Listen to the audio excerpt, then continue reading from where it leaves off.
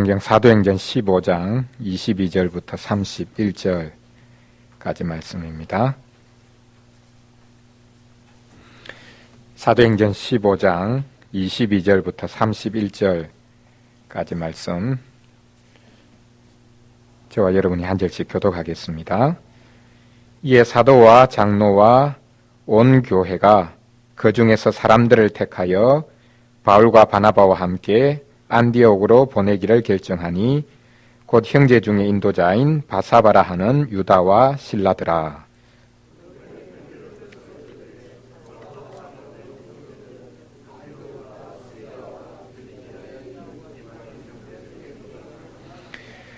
들은즉 우리 가운데서 어떤 사람들이 우리의 지시도 없이 나가서 말로 너희를 괴롭게 하고 마음을 혼란하게 한다 하기로.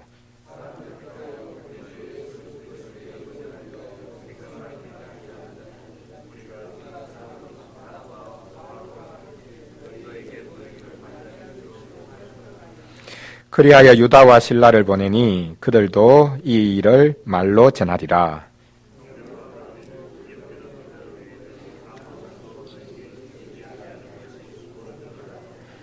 우상의 제물과 피와 목매어 죽인 것과 음행을 멀리할지니라. 이에 스스로 삼가면 잘 되리라. 평안함을 원하노라 하였더라.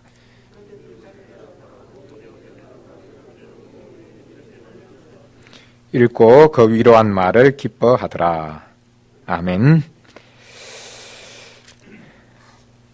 우리가 사도행전 15장 말씀을 읽었습니다. 사도행전 15장 말씀은 신약 교회의 최초의 회의라고 볼 수 있습니다. 그래서 예루살렘에서 열렸기 때문에 예루살렘 회의다, 또 예루살렘 공의회다, 그렇게 부릅니다. 예수 그리스도의 부활 승천 이후에 성령께서 오셔서 신약 교회가 세워지고 이제 이방 땅에 복음이 전해지기 시작합니다. 이방 땅에 복음이 전해지기 시작하면서 이제 교회 내에 이제 문제가 생깁니다. 교회 안에 두 부류가 있었죠. 유대인 중에 예수님을 믿으니, 그리고 이제 이방인 중에 예수님을 믿으니, 이제 이런 이들이 서로 분리되어서 따로 교회를 이루기도 하고, 또 어떤 경우에는 이방 지역에서는 유대인과 이방인이 같이 예수님을 믿어서 한 교인이 됩니다. 이때 이제 문제가 생깁니다. 어떻게 하면 하나님의 참 백성이 될 수 있는가? 유대인으로서 기독교인이 된 사람들은 자기들이 지금까지 가지고 있던 율법에 대한 존중, 그리고 율법 중에서도 특별히 하나님의 백성의 표시인 할례를 행하는 것, 이것이 지금도 여전히 하나님의 참 백성 되는 가장 중요한 요소이다. 그렇게 해서 이방인들조차도 할례를 받지 않으면 참 하나님의 백성이 될 수 없다. 이런 생각을 이제 하기 시작합니다. 이방인들 중에서 예수님을 믿게 된 사람들은 율법이 무엇인지를 모르고 이제 율법을 배워가기 시작하지만 율법보다는 그리스도께서 모든 일에 성취가 되신다라는 사실을 믿기 때문에 이들에게 있어서는 유대인됨, 그리고 할례라는 것, 그것이 크게 중요하지 않다고 생각합니다. 그러나 한편으로는 이 유대 기독교인들이 주장하는 그것, 예수님을 믿지만 우리가 율법이 요구하는 여러 가지 요구들을 우리가 충실히 따라야 참 구원을 이룰 수 있고 참 하나님의 백성이 될 수 있는가, 그것에 대한 의문을 가지기 시작합니다. 그것 때문에 오늘 본문에 보면 예루살렘에서 회의가 열립니다.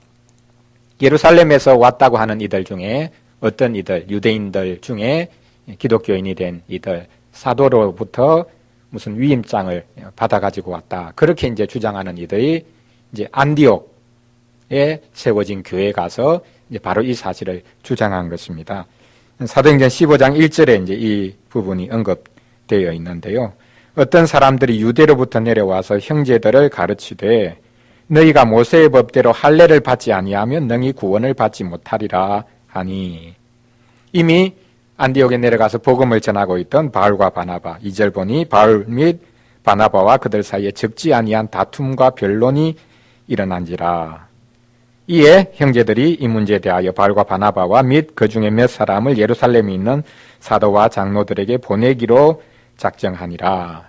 이래서 이제 예루살렘에서 큰 회의가 열렸습니다. 하나님의 구원을 어떻게 누릴 수 있는가? 하나님의 참 백성 되는 길이 과연 어떤 것인가? 유대인 비슷하게 되어야 되는가?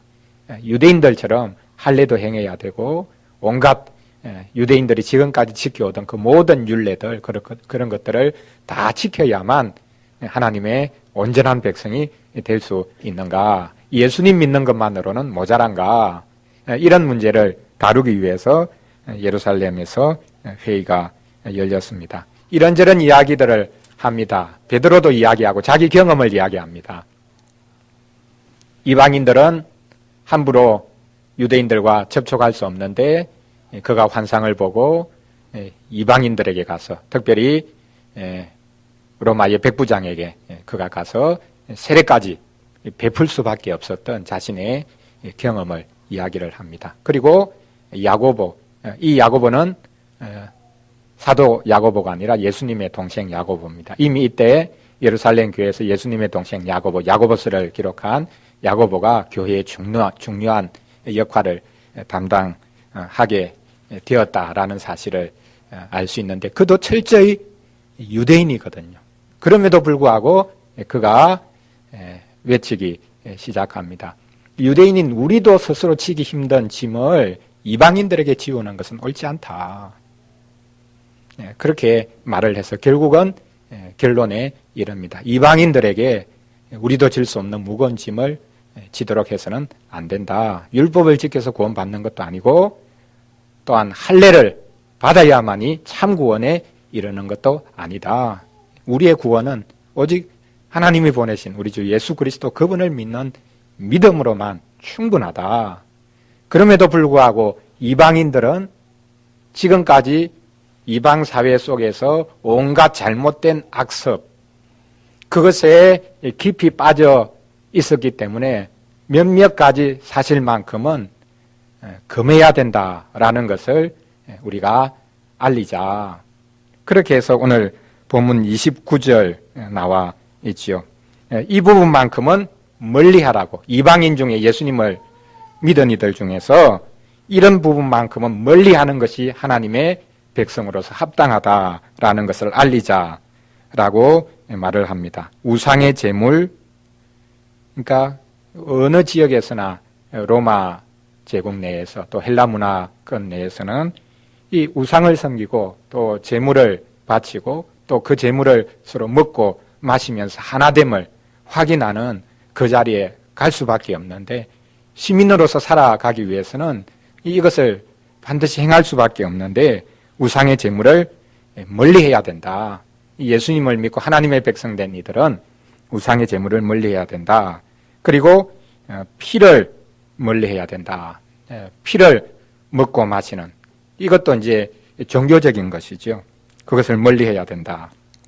그리고 목매여 죽인 것. 물론 여기 피라는 것은 금방 이제 종교적인 의미도 있지만 또 다른 한편으로는 이제 살인하는 이제 그런 부분까지 이제 포함할 것입니다. 피와 목매어 죽인 것, 그리고 마지막 음행을 멀리해라. 이것만 삼가면 너희들이 잘 될 것이다. 평안함을 원한다.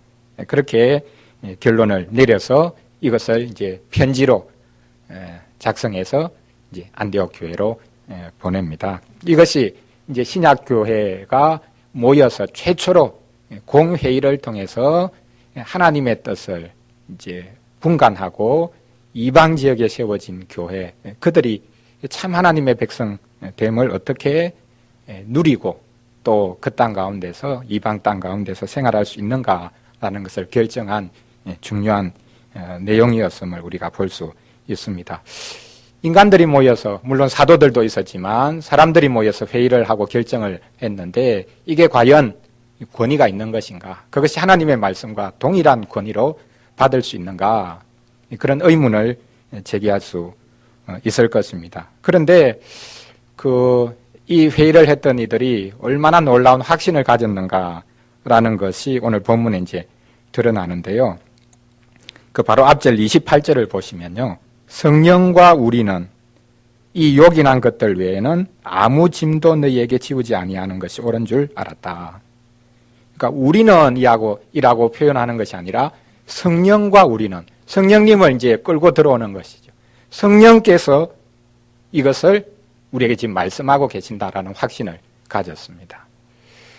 오순절에 성령께서 오신 지가 얼마 되지 않았기 때문에 교회가 성령으로 충만해서 당시 사람들은, 당시 사도들은 자신들이 결정하는 것이 이 성령께서 자신들에게 감동을 주셔서 결정하는 일이다라는 그 확신을 가졌는지 모르겠습니다. 지금은 2000여 년이 지났으니까 우리가 교회로 모여서 뭔가를 결정하고 또 오늘 같이 배우게 될 텐데 당회와 노회와 총회가 교회의 중요한 일들을 결정할 때에 이것이 성령님이 원하시는 것이다. 그렇게 감히 주장할 수 있는가? 그런 이제 의문을 가질 수 있겠는데 오늘 본문에서는 이 예루살렘에서 모인 회의, 사도들, 거기에 있는 이들이 자신들이 결정한 것, 이것은 성령과 우리가 하나님의 뜻을 헤아려서 교회에 알리고 또한 하나님의 뜻을 선포하는 것이다 라는 그 확신을 가졌던 것을 볼 수 있습니다.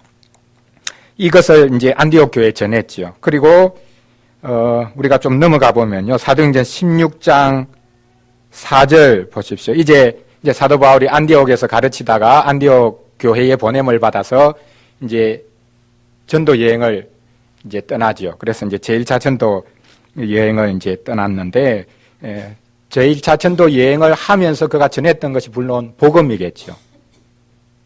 그러면 도대체 이제 그 복음의 구체적인 내용이 무엇이었을까? 구약의 율법도 가르쳤을 것입니다. 그것이 그리스도 안에서 어떻게 성취되었는가? 그 다음에 지금 이제 사복음서가 이때 기록되었을까? 기록되었다면 교회가 공적으로 그 말씀을 이때 당시에 이미 받았을까? 그는 좀 아직까지는 사복음서가 정확하게 기록되고 그것이 교회 가운데 하나님의 말씀으로 선포되기 직전이거든요. 그렇다면 그냥 단지 구약의 말씀만 가지고 읽고 어떤 근거로 그것이 그리스도 안에서 성취되었다는 것을 말을 했을까? 그런 의문을 우리가 가질 수 있는데 여기 16장 4절에 보면 사도 바울이 각 교회, 그러니까 각 지역에 다니면서 복음을 전하고 교회를 세우면서 한 것이 바로 이 15장에서 나와 있는 예루살렘 교회가 결정한 것, 그것을 전했다. 그걸 우리가 확인해 볼 수 있습니다. 사도행전 16장 4절 한번 보시죠. 여러 성으로 다녀갈 때에 예루살렘에 있는 사도와 장로들이 작정한 규례를 그들에게 주어 지키게 하니 이에 여러 교회가 믿음이 더 굳건해지고 수가 날마다 늘어가니라. 예루살렘에 있는 사도와 장로들이 작정한 규례가 무엇입니까? 새로 뭔가를 작성한 게 아니죠. 바로 이제 사도행전 15장에서 결정한 그 내용입니다. 그 내용을 가지고 사도 바울은 이방 땅에 가서 복음을 전할 때마다 오직 우리가 예수 그리스도를 믿는 믿음으로 구원받는다. 율법을 지켜서 구원받는 게 아니다. 할례를 받아서 구원받는 게 아니다. 그것이 첨가되어야 우리의 구원이 완전해지는 것이 아니다. 갈라디아서를 보고 또한 로마서나 이런 말씀들을 보면 사도 바울이 자기가 복음을 전하고 난 다음에 교회를 다시 굳건하게 하기 위해서 보낸 편지에 그런 것이 분명히 나타나죠. 율법의 행위로 우리가 구원받는 게 결코 아니다. 오직 예수 그리스도 그분을 믿는 믿음, 이것 외에 다른 복음을 전하면 저주가 있을 것이다. 천사라도 다른 복음을 전할 수가 없다.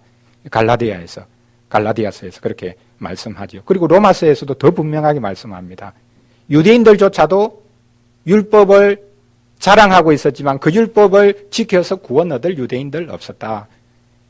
다른 사람을 가르치면서 정작 자신은 지키지 못한 그 율법이 유대인들을 참 구원의 자리에 이르게 했겠는가? 율법 외에 하나님께서 한 의를 우리에게 나타내 보여주셨는데 그것은 오직 예수 그리스도를 믿는 믿음으로 말미암아 난 의다. 그래서 우리는 믿음에 이르러서 참 의와 구원을 얻게 된다. 그것이 또한 이제 로마서에서 말씀한 내용이죠. 그게 지금 여기 사도행전 16장 4절에서 사도 바울이 복음을 전하면서 계속 외쳤던 것이 무엇인가? 오직 예수 그리스도를 믿는 믿음, 그리고 이방의 풍습으로부터 벗어나서 참 하나님의 백성의 바른 구원받은 자의 변화된 모습, 그것을 시민적인 삶에서 나타내야 된다. 그것을 강조했던 것을 우리가 이 본문을 통해서 확인을 해볼 수 있습니다. 자, 그렇다면 우리가 성경 말씀 외에 하나님께서 교회를 인도하시는 방편으로 이런 회의들을 사용하신다. 처음부터 그런 회의들을 사용하셨다라는 것을 우리가 성경 자체를 통해서 우리가 확인을 해볼 수 있죠. 이제 그런 의미에서 오늘은 좀 순서를 바꾸어서요. 웨스트민스터 신앙 고백서 제31장 대회와 공회의 이 부분을 한번 좀 간단하게 이제 살펴보도록 하겠습니다. 9월 달에 이제 저희 교단 총회가 있었고, 또 지난주에 이제 모든 이제 교단 내의 노회들 36개 노회에서 이제 정기 노회를 열었는데, 이제 우리 장로 교회 모든 교회는 마찬가지겠지만 하나님의 다스리심이 어떤 방식으로 교회 가운데 하나님의 백성 가운데 나타나는가라는 것을 구체적으로 그렇게 표현하는 것을 이제 교회 정치라고 부릅니다. 이제 그 교회 정치 방식이 이제 다양하거든요. 이제 우리 장로 교회는 장로와 그 장로들의 모임인 장로회가 하나님의 통치를 대행한다. 그렇게 이제 믿고 그 교회의 정치를 가지고 있습니다. 그래서 이제 장로교회라는 것은 장로와 장로들의 모임인 장로회가 그리스도의 통치, 하나님의 통치를 대행하는 교회 정치다, 교회 제도다, 그렇게 보시면 됩니다. 교회에 무슨 정치가 필요하고 교회에 무슨 뭐 그런 회의들이 필요하냐 생각할지 모르겠지만, 이것이 없이는 교회가 하나님의 구원의 기관으로 질서 있게 또 온전한 구원을 누리기에 부족할 수밖에 없다. 어떤 교회든지 실은 이 교회 정치를 다 가지고 있습니다. 다른 말로 이제 다른 형식을 이제 이야기하자면, 이제 소위 말해서 이제 감독 정치 제도가 있는데, 이제 감리교회라든지 또 영국 성공회 그 감독이 있죠. 감독이 있어서 감독의 다스림, 개인의 다스림을 이제 강조를 합니다. 이제 그것의 가장 극단적인 형태는 이제 교황제도이지요. 로마 천주교회는 한 사람 교황이 모든 것을 결정하고, 심지어 그의 결정이 로마 교회 내에서도 뭐 아직까지 이제 논쟁이 있기는 하지만 어쨌든 대외적으로 드러난 것은 교황 한 사람의 결정이 성경의 말씀과 하나도 다르지 않은 권위로 그렇게 받아야 되는 그런 교회 정치 제도를 이제 가지고 있습니다. 또 이제 반대쪽에는 회중 정치라고 해서 이제 뭐 침례교회라든지 성결교회라든지 뭐 이런 이제 물론 이제 청교도들도 그런 생각을 이제 일부 가졌는데, 어떤 직분자가 교회를 통치하고 그 직분자들의 모임인 회가 하나님의 통치를 대행하는 것이 아니라 회중 전체의 생각이 그냥 교회를 통치하고 다스리는 것이다. 그리고 하나의 교회가 완전한 교회일 뿐만 아니라 그 교회 안에서 회중이 서로 돌아보고 서로 뭐 쉽게 말하면 이제 치리하는 그것이 전부다. 그것 외에는 우리가 인정할 수 없다. 이제 거기에서 소위 말하는 이제 교회 민주화라는 것이 이제 나오는 이제 배경이 되는데요. 자, 이렇게 한 사람의 통치, 거기에 정반대로 모든 교회 구성원 전체가 서로 치리하고 서로 돌아보는 제도, 이 사이에 어떻게 보면 중용이라고 말할 수 있을지 모르겠지만 이제 장로교 정치 제도가 있습니다. 장로교 정치 제도는 1인의 다스림도 아니고 회중 전체가 그냥 서로 아무런 위계 질서 없이, 그리고 어떤 직분도 허락하지 않고 그냥 형식상 직분이라는 것은 있지만 또 교회 모임, 회의라는 것이 있지만 그것은 말 그대로 형식적인 것이고 신자 개인이 서로 다스리고 또 서로 돌아보는 그것만을 인정하는 것 사이에 이제 장로교 정치제도가 있습니다. 이것은 1인 통치도 아니고 회중 전체 통치도 아닌 하나님이 세우신 특별히 장로, 영적으로 다스리는 권위를 부여하신 그 장로, 그리고 그 장로 1인이 아니라 장로들의 모임인 회가 하나님의 그 다스림을 대행하는 그런 제도로 가지고 있습니다. 실제 내 신앙생활과 아무런 관련이 없는 이야기를 왜 하나, 여러분 그렇게 생각하실지 모르겠지만, 오늘 본문 우리가 읽었듯이 하나님께서는 처음부터 교회를 세우시고 그 교회가 성령의 인도를 받아서 직분자들이 모여서 중요한 결정을 해서 그것이 이 교회, 지금까지 하나님의 교회가 세워지는 일에 하나님께서 중요하게 사용하셨다. 그것을 우리가 확인을 해보면 좋겠습니다. 특별히 오늘 본문에서 이제 나타나고 있는 이 회의의 결정은 참 중요한데요. 이게 성경 말씀이 아니거든요. 하나님의 뜻을 분별해서 신약시대의 교회 생활에 적용한 것이거든요. 이 결정 때문에 실은 기독교회가 유대교의 한 분파로 머물지 않고 세계 종교로 출발하고 지금까지 하나님의 뜻을 겸손히 받들어 섬기게 된 그런 결정적인 계기를 마련한 겁니다. 이 예루살렘 회의의 결정이 없었더라면 지금 우리 기독교는 존재하지 않았을지도 모릅니다. 유대교의 한 분파로 남을 가능성이 있는 것이죠.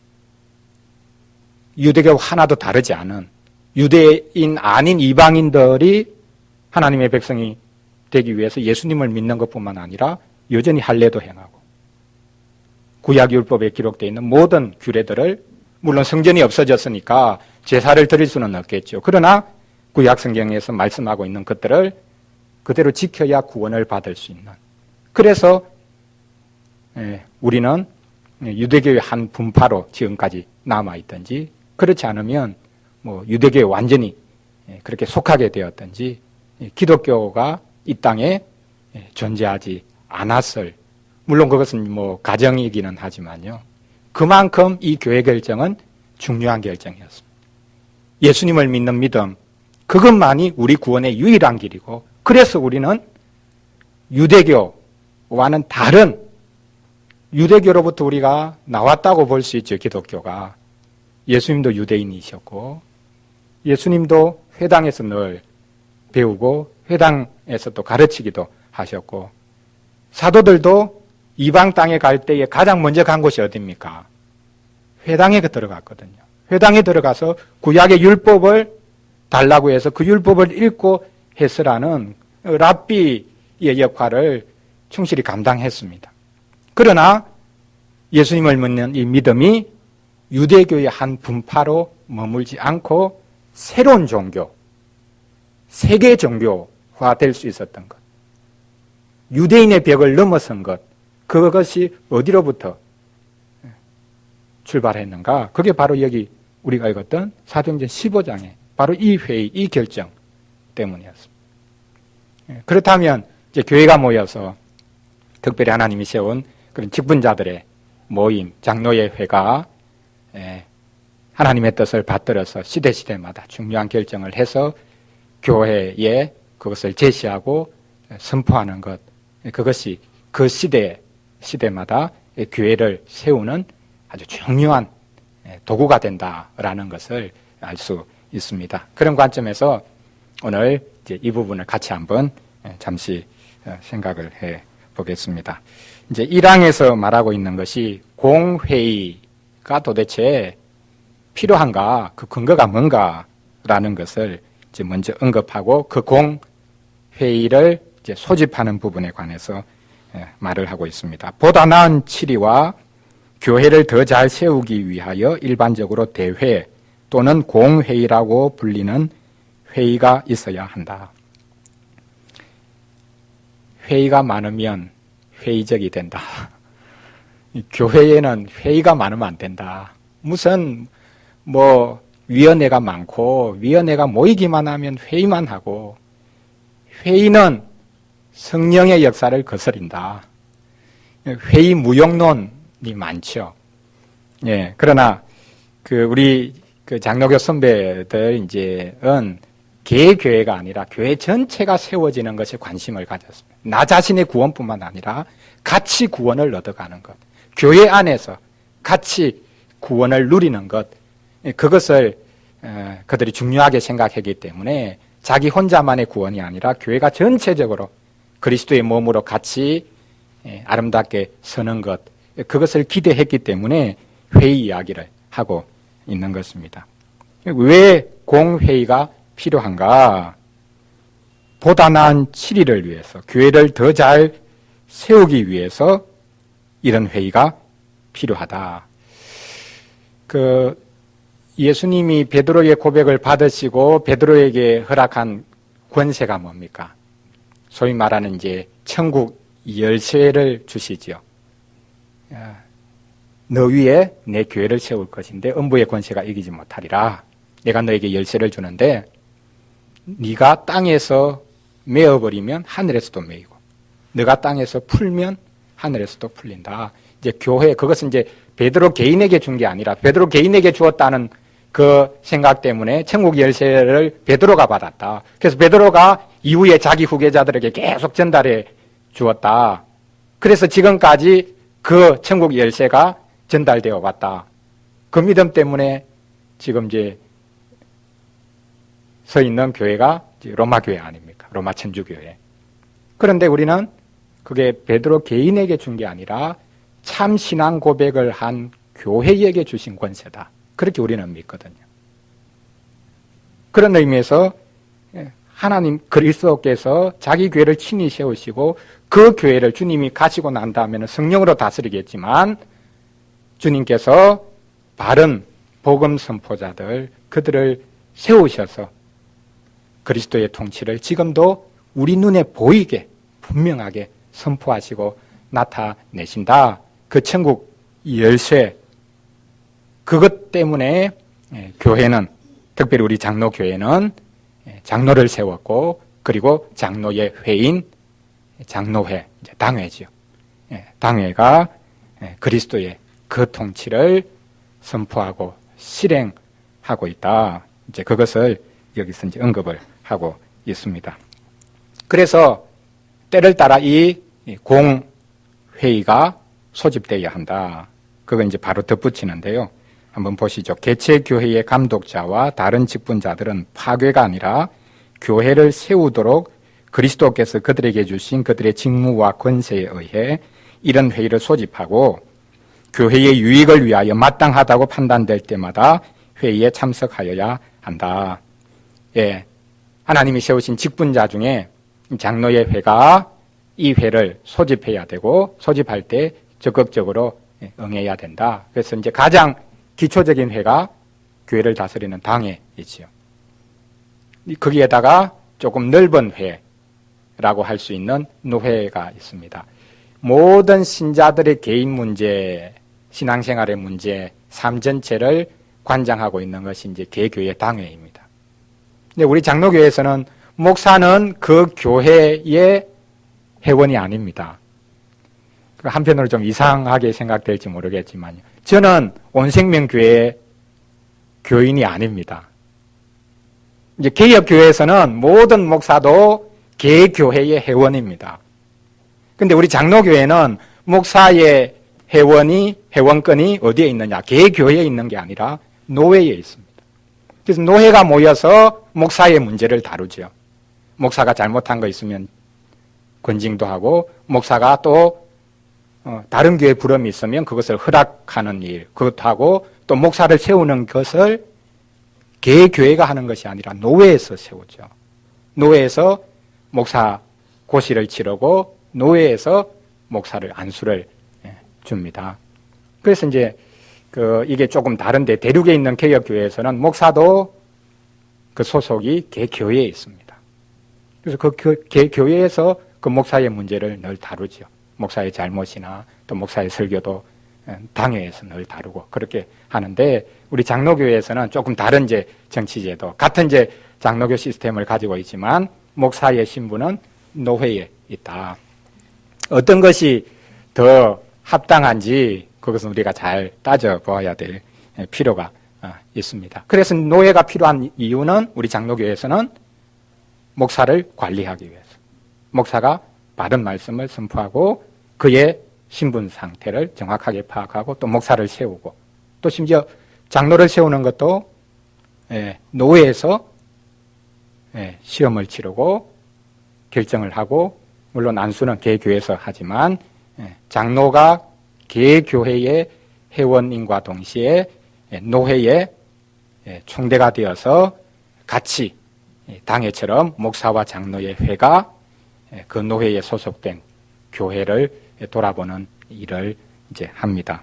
그 위에 이제 총회가 있죠. 이제 전국적인 단위에서 이제 총회가 하는 일은, 자, 개교회 교인들의 문제를 다루는 것은 당회에서 하죠.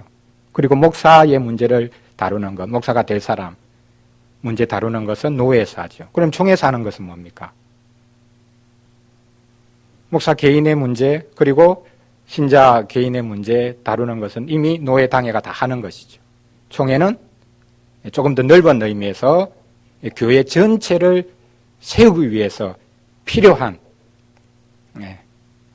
그 교회가 하나 되게 하기 위한 목적으로 특별히 권고한다든지 중요한 결정을 해야 되는 이제 그런 일을 다루고 있습니다. 그래서 총회는 목사의 문제를 직접 처리하거나 다루는 그런 1차적인 기관은 아니다. 그리고 교인의 문제를 1차적으로 다루는 그런 기관이 아니다.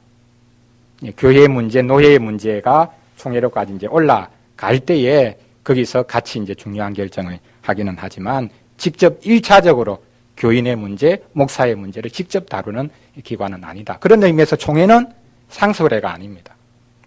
개교회 당회는 상설회입니다. 항상 있는, 그래서 교인의 문제를 늘 돌아보는 그 일을 한다. 그 노회는 소속, 목사가 그 노회 소속이니까 노회도 상설회죠. 목사의 문제를 항상 돌아보아야 되는 회다. 그러나 총회는 결코 상설회가 아닙니다. 그래서 이제 종종 말하죠. 요즘 총회장이 이제 그 힘이 있어지니까 총회장이라는 표현 자체가 이제 잘못됐다. 총회는 끝나면 파회가 된다. 그건 상설회가 아니기 때문에 총회에서 의장을 선출해서 총회 의장으로 기능을 하다가 총회가 끝나면 그 기능도 없어지는 것이죠. 이제 그런데 요즘에는 이제 총회장, 그리고 그 총회장은 교단을 대표하는 대표자다. 뭐 이렇게까지 이제 되어 있는데, 이제 원칙은 우리가 총회가 상설회가 아니다. 그런 의미를 우리가 생각할 필요가 있겠습니다. 공회의가 왜 필요한가? 그리고 공회의가 소집되는 것, 그것을 이제 1항에서 언급을 했고요. 이제 2항은 이 공회의가 다뤄야 될 직무가 뭔가, 그것을 언급하고 있습니다. 몇 가지 이제 언급을 하죠. 대회와 공회의의 직무는 다음과 같다. 첫째, 믿음에 관한 논쟁을 판단하며, 이게 뭐겠습니까? 공회의, 노회, 당회, 노예, 총회가 다뤄야 될 가장 근본적인 사안은 믿음에 관한 논쟁. 쉽게 말하면 이제 교리라는 거예요. 당회와 노예와 총회가 모여서 해야 될 일이 뭔가? 우리가 믿어야 될 바가 뭔가? 교리, 신앙 고백, 요리문답, 그것을 만들기도 하고 그것으로 교회가 그 신앙 고백 위에 제대로 설 수 있도록 목사를 감독하기도 하고 그것이 강단에서 바르게 선포될 수 있도록 또 신자들이 이 교리로부터 떠나서 거짓 교리에 빠지지 않도록, 이단에 빠지지 않도록 그것을 이 공회의가 모여서 하는 제일 중요한 일은 바로 이거다. 행정적인 것 이전에 우리가 믿는 바가 뭔가, 우리의 고백이 뭔가, 그것을 계속 확인하는 것. 그 작업이 이 공회의가 모이는 가장 중요한 이유다. 여기 먼저 언급하고요. 그 다음 두 번째는 하나님께 드리는 공예배. 그러니까 공회의가 모여서 해야 되는 일은 우리가 어떻게 예배 드리고 있는가, 우리가 하나님 앞에 바르게 예배 드리기 위한 것들은 과연 어떤 것일까? 그러니까 교리에 근거해서 바르게 하나님께 예배 드리는 것을 찾는 것. 그래서 심지어는 유럽의 개혁교회에서는요, 예배 순서를 확정을 한 겁니다. 공회의에서. 개교회별로 알아서 하십시오 놓아둔 게 아니라 우리가 믿는 고백 교리에 근거해서 우리는 이렇게 예배를 드립시다. 같이 정해서 모든 교회가 같이 예배를 같은 순서를 가지고 드리는 겁니다. 야, 교회를 너무 획일화시킨다. 교회가 다양성이 있는데 다양하게 예배 드리면 좋지 않냐. 그것도 일리가 있죠. 그러나 그 대륙에 있는 개혁 교회는 다른 관점을 이제 가지고 있는 것이죠. 교단 안에 있는 동일한 고백을 가지고 있는 우리는 동일한 예배를 드린다. 그래서 신자가 어디로 이사를 갑니다. 그러면 그곳에 있는 자기 교단 교회에 소속이 되죠. 임명을 해서. 그럼 그 교회 예배를 드리면 자기가 드리는 예배와 똑같은 예배를 드리는 겁니다. 다른 교회에 내가 갔다. 그 느낌이 안 드는 거죠. 물론 조금 다르겠죠. 목사의 설교가 조금 그런 형태가 조금 다를 수도 있고 조금씩 예배 순서도 완전히 고정된 게 아니라 한 두 가지 정도 포함을 그렇게 제시를 합니다. 그러나 기본적으로 그 교단 안에 속한 신자는 어디 가서 그 교단 자기 소속 교회에 예배를 드리든지 내가 동일한 예배를 드리고 있다. 그걸 이제 느낄 수 있는 것이죠. 그래서 공회의가 다뤄야 될 중요한 것은 예배다. 이상할 수 있죠. 우리 장로교 헌법에서는 예배가 당회에 맡겨져 있습니다. 당회가 예배 순서를 짤 수 있습니다. 마음대로.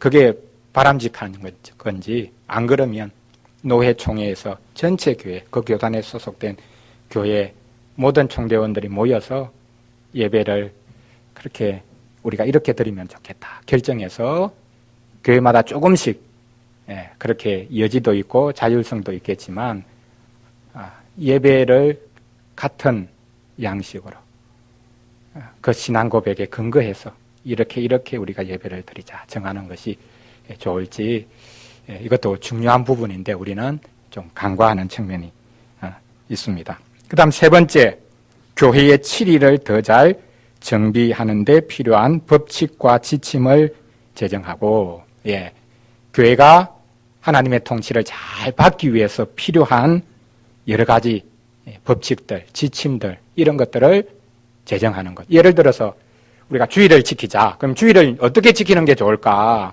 개교회별로 다양하게 알아서 하십시오. 그게 아니라 같이 모여서 주일을 우리가 지켜야 되는데 요즘 현대 상황에 관해서 충분히 문제점들을 받고 난 다음에 우리는 이렇게 주의를 지키는 것이 좋겠다. 그런 최소한의 그런 원리, 지침들을 만들면 그 교단에 소속된 모든 교회들이 같이 그것을 받아서 지키는 것.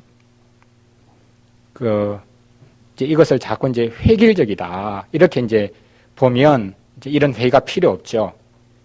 그러나 우리가 믿는 하나님이 한 분이시고, 우리가 믿는 예수 그리스도가 한 분이시고, 또 우리의 생활이 언약에 근거한 하나의 생활 양식을 가져야 된다면, 다양한 모습을 인정하되, 언약적인 예배 양식, 언약적인 삶의 양식을 이렇게 분명한 틀을 만드는 것, 이것이 필요하다. 우리 장로교회는 이것을 이제 인정을 한 것이죠.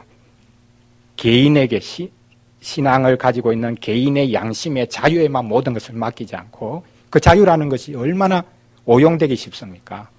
그런 의미에서 교회 회의를 통해서 하나님의 뜻을 공적으로 묻고 공적으로 최소한의 그런 원리, 지침, 그것을 만드는 것, 그것을 장로교회는 지금까지 가져왔다라는 것입니다. 그리고 마지막 네 번째, 행정 오류에 대한 불평들을 접수하여 권위 있게 재판한다. 그러니까 이제 이 공회의가 쉽게 말하면 법정입니다. 법정. 당회, 노회, 총회가 법정입니다. 세상 법정과는 전혀 다르죠. 영적인 법정이죠. 그래서 교인들의 문제를 무슨 상소가 있고 무슨 불평이 있고 그렇게 할 때에 그것을 올리면 그것을 가지고 재판에서 처리를 해주는 겁니다. 영적인 결정. 그 결정이라는 것은 사람을 어디 감옥에 보내고 할 수 있는 이런 결정은 전혀 아니죠. 그럴 수가 없는 겁니다. 영적인 사안에 대해서 성도들의 안위에 대해서 교회의 안위에 대해서 의문들이 있고 또 불평이 있을 때 그것을 받아서 영적으로 결정을 해서 전해준다. 이제 그것이 여기 네 번째 언급되어 있는 사항입니다. 자, 그러면 공회에서 결정한 것을 우리가 받을 것인가 말 것인가? 노회총회에서 결정한 것을 개교회가 무조건 받아야 되느냐? 그거는 상관없다. 그냥 의견 정도로 우리는 청취하고 넘어갈 수 있다. 그렇게 이제 반대되는 두 생각이 있을 수 있겠는데, 우리 장로교 정치는요, 당회뿐만 아니라 노회총회를 인정했고, 그래서 노회총회에서 결정하는 것이 성경에 위반되지 않는 한 그것을 존중해서 받겠다라고 결정을 했습니다. 자, 그게 여기 이제 언급되어 있는데 한번 이제 2항 그 마지막 부분 보시죠. 법령과 결정사항은 하나님의 말씀에 부합하는 한 존경과 복종의 자세로 받아야 하는데, 이것들이 말씀과 합치되기 때문만이 아니라 그것들을 결정한 권세 연고로도 하나님의 규례, 곧 말씀으로 그렇게 정한 규례로 받아야 한다.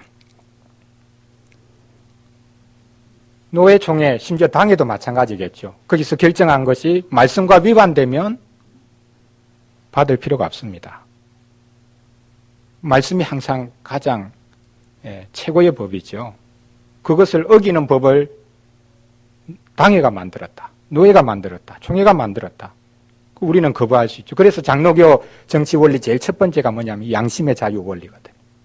내가 양심상 하나님의 말씀과 배치되는 어떤 결정에 대해서는 국가가 결정한 것이라 할지라도, 심지어 교회가 결정한 것이라 할지라도 내 양심의 자유로 받지 않을 자유가 있는 겁니다. 무조건 따라야 되는 것, 절대적으로 따라야 되는 것, 그게 결코 아니죠.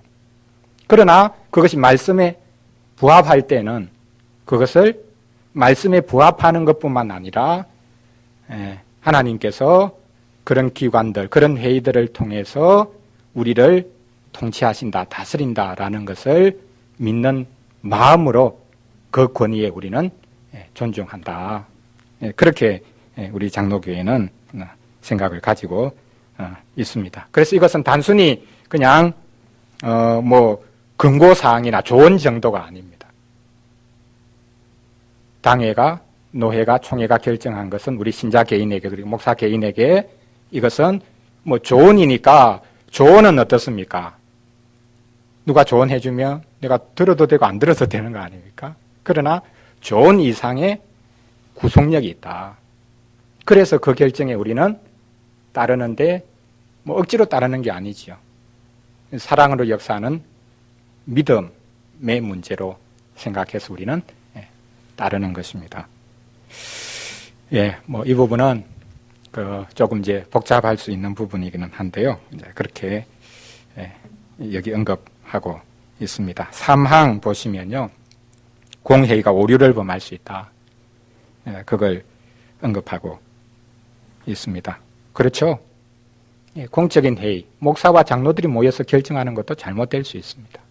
신자 한 사람의 정직한 양심으로 판단하는 것보다 훨씬 잘못된 결정을 할 수도 있습니다. 참 이게 아이러니죠. 목사 장로들이 모여서 결정하는 것조차도 신자 한 사람의 결정보다 잘못될 수 있다. 그래서 무조건 공회의 결정을 우리가 받을 수 있는 것은 아니죠. 실로 많은 오류를 범했다.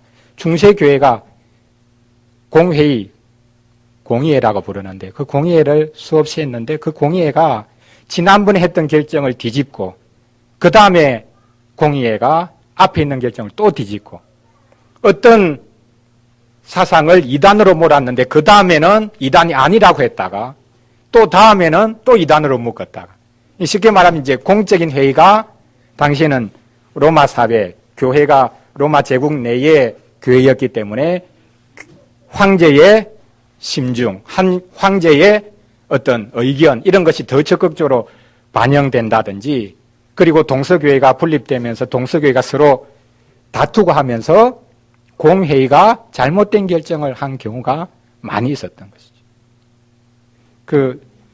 제가 이제 보편 공의회사라는 이제 책을 가지고 있는데, 이렇게 400페이지, 500페이지 중세교회 때, 초대교회 때부터 있었던 공의회 역사를 쭉 기록하고 있는데, 여기에 보면 얼마나 많은 결정이, 잘못된 결정이 있었는가.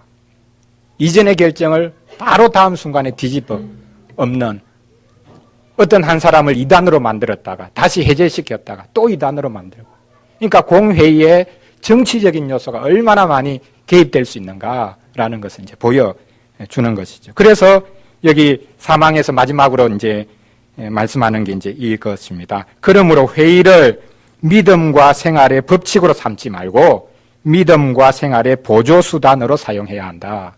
성경이 믿음과 생활의 유일한 법칙이고, 공회의가 결정한 것은 우리의 신앙생활을 돕는 보조수단으로 삼으면 된다. 마지막으로 사항에서 공회의가 2항에서 이제 직무에 대해서 언급을 했는데요. 이것은 그 직무에 대한 그 부정적인 그런 이제 설명이라고 할 수 있습니다. 대회와 공회의가 다뤄야 될 사안은 교회적 사안만을 다뤄야 된다. 물론 비상시국에서는 겸허한 청원을 할 수 있다. 국가에 대해서, 지방정부에 대해서. 그리고 국가공직자가 요청을 하면 요청을 받아서 양심상 조언을 할 수 있다. 그러나 그것 외에 국가나 연관된 시민적 사안에 개입하지 말아야 된다. 이게 지금 이제 교회가 힘이 있으면 이제 이걸 무시하려고 하는 것이죠. 요즘도 종종 뭐 보수적인 교회, 진보적인 교회들이 서로 나뉘어져서 국가의 무슨 뭐 시책이나 무슨 결정에 대해서 이 시국 선언을 잘 하거든요. 정부가 하는 게 옳다, 정부가 하는 게 잘못됐다. 교회의 의견은 국가적인 사안이나 시민적인 어떤 법률 사항에 대해서 그게 옳다, 그러다, 그렇게 일일이 비토를 놓고 승인을 하고 하는 그런 유혹에 빠지면 안 된다. 교회가 회의를 모여서 하는 결정은 교회적인 일만 다뤄야 된다. 교회 유익을 위해서 세상에 어떤 정부의 압력을 넣기 위해서 뭔가를 하는 것, 잘못된 것이죠. 그러나 비상시국에서는 겸허한 청원을 할 수 있다. 교회가 핍박을 당한다든지 할 때 겸허하게 교회의 자유를 달라. 그렇게 분명히 청원도 할 수 있고, 또 국가가 비상시국에 교회의 이런 부분에서는 어떻게 하는 것이 좋겠냐 물어보면 겸허하게 조언할 수 있다. 그러나 교회가 모여서 회의를 하고 하는 그 모든 일은 오직 교회적인 사안, 쉽게 말하면 영적인 사안에 대해서만 결정하고 교인들에게 권고해야 될 것이지, 그걸 가지고 국가에 대해서, 어떤 정권에 대해서 이렇게 하라 저렇게 하라, 이건 잘못됐다, 이것은 옳다, 그렇게 교회가 압력단체로 그렇게 활동하는 것은 조심해야 된다. 그걸 마지막으로 여기서 언급하고 있는 것을 볼 수 있습니다. 예, 우리 같이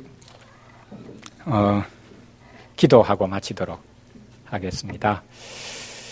하나님께서 우리가 신앙생활을 잘할 수 있도록, 그리고 이 시대 속에서 어떻게 하나님의 뜻을 잘 분별해서 행할 것인가 라는 것을 가르쳐 주시기 위해서 우리 개인에게만 그 모든 문제를 맡기지 않고 교회는 당회를 허락하시고 또 노회와 총회를 허락하셔서 하나님의 뜻을 잘 분별해서 우리에게 가르쳐주는 이 귀한 기관 또 회의를 세워 주셨습니다. 그 기관들이 또 그 회의가 하나님의 뜻을 잘 분별해서 교회를 아름답게 세우고 교회를 하나 되게 하고 또 우리의 구원을 더 분명하게 깨닫게 해주는 그 역할을 감당할 수 있도록 도와주시기 원합니다. 우리 같이 기도하면 좋겠습니다. 요즘 한국 교회에서요, 소위 말해서 교단에 소속되지 않는 독립교회들이 늘어납니다. 교단이 하는 게 없거든요. 교단 안에 들어가면 상회비를 내야 됩니다. 노회의 상회비를 내야 되고 또 총회의 상회비를 내야 됩니다. 그러니까 교단은 각 교회로부터 돈을 이렇게 걷어가면서 하는 일은 교회를 돕는 일이 아니라 거기 소속된 사람들이 자기들 회의하고 뭐 모이고 하는 이런 것을 위해서 하니까 교단이 뭐 필요하냐. 교단에 소속되면 아무 유익이 없다. 그래서 이제 독립교회로 남죠. 교단을 떠나서. 그런데 독립교회가, 한 교회가 문제가 생기면요. 그 교회 안에 직분자들이 문제, 뭐 목사의 문제, 교인들 사이에 문제가 생기면 이 해결해 줄 주체가 없지 않습니까?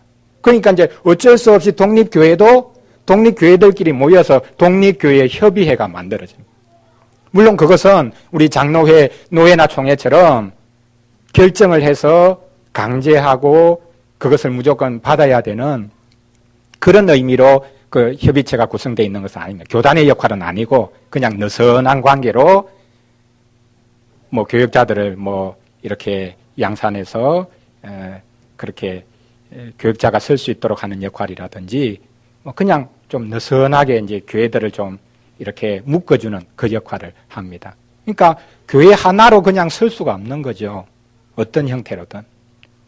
그런 의미에서 이 노회총회가 하나님이 주신 회의가, 장로의 회가 제 역할을 감당하는 것, 이것이 얼마나 시대적으로 필요한가라는 것을 또한 우리가 확인을 할 수 있습니다. 그래서 하나님께서 세우신 이 다스리는 회가 하나님의 뜻을 잘 분별해서 성도들이 신앙생활을 잘 할 수 있도록 또 교회가 하나 되게 그렇게 만들어줄 수 있도록 그 기능을 잘 할 수 있도록 하나님이 지혜를 주시기를 원합니다. 이것을 위해서 잠시 기도하고 마치겠습니다.